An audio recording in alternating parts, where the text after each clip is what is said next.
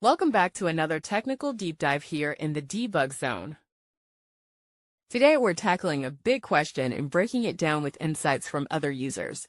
Hopefully this clears up some misconceptions and helps you get the answer you need. So buckle up, stay a little curious, and let's jump right in.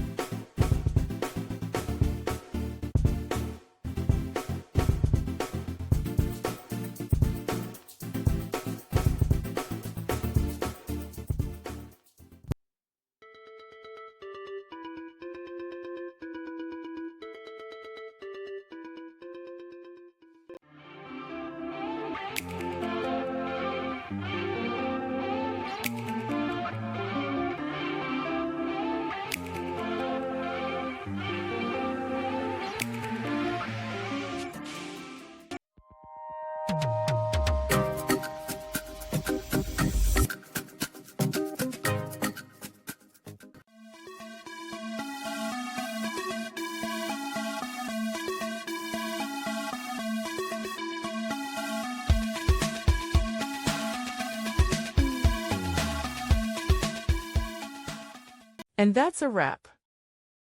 I hope you found the answer you were looking for.